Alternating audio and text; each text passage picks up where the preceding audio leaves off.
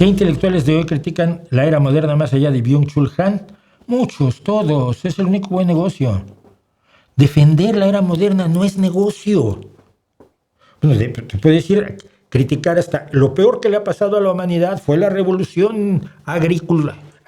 Descubrir la agricultura nos destrozó. Es la teoría que tiene el otro filósofo que también es historiador, Yuval Noah Harari, ¿no? Es decir, todos los intelectuales critican la era moderna, critican la modernidad, critican el progreso, porque eso le gusta a la gente, la flagelación. Es finalmente, lo que tenemos es un atavismo cristiano. El sufrimiento es bueno, el disfrute, el placer, la alegría son malas. Ve el nombre de la rosa. Entonces,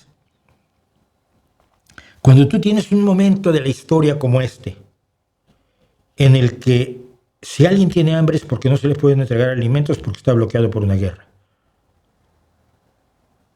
Pero hace 200 años había hambre en el Reino Unido y había hambre en España y había hambre en Alemania.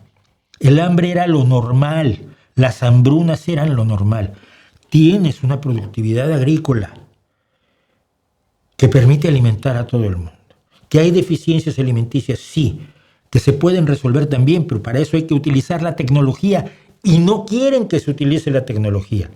Quieren la agricultura del siglo XVI con la productividad del siglo XXI. Es imposible.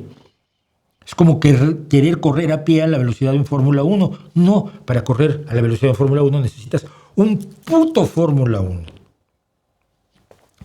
Hemos vencido una enorme cantidad de enfermedades cuando hace apenas 100 años se creían enfermedades que ni siquiera existen ya. Y hace apenas 100 años se aplicaban sanguijuelas y se sangraba a la gente y se aplicaban lavativas y se les metía mercurio y los mataban con mercurio. Hace 100 años. Tenemos un mundo maravilloso. Las cosas han cambiado enormemente y han afectado a la vasta mayoría de la humanidad. Y eso es malo. Porque entonces la gente tiene la posibilidad del júbilo, la posibilidad del disfrute, la posibilidad de la sonrisa, no solo de vez en cuando, sino todos los putos días. El progreso significa mejora. El progreso significa menos sufrimiento, menos tristeza, menos escasez, menos dolor, menos hijos que se te mueran antes de los 5 años, menos accidentes. Hay menos accidentes de aviación ahora cuando hay muchísimos más aviones volando que los que había hace 50 años. ¿Por qué? Porque hemos avanzado también en eso. Y hay un odio, por lo menos en nuestro mundo cristiano, un odio tan acendrado a la alegría, a la sonrisa, al disfrute, al qué bien está esto, al qué sabroso es esto, al qué calentito estoy.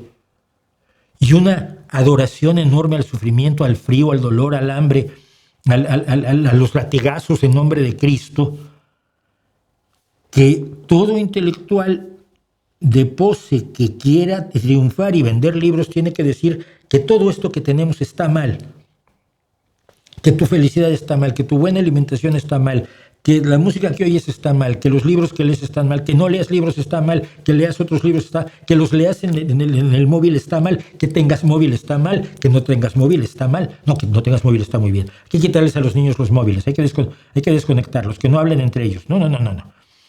Encerraditos en casa, como estaba yo la mayor parte del tiempo, cuando era pequeño. La televisión es mala, la radio es mala, el rock es malo. Todo aquello que te haga feliz es malo. ¡Joder! Entonces, claro que los intelectuales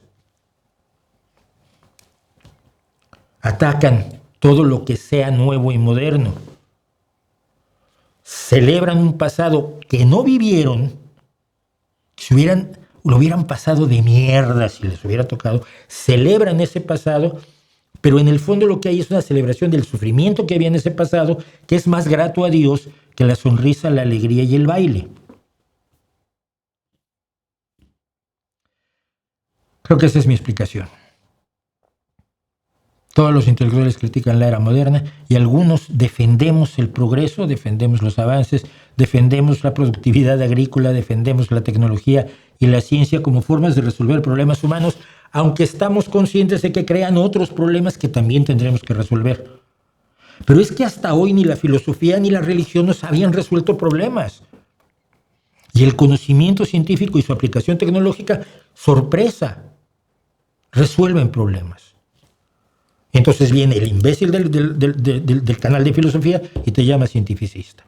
Y con esto termino el día de hoy porque ya parece que no me cabreé, pero joder, sí es molesto esto.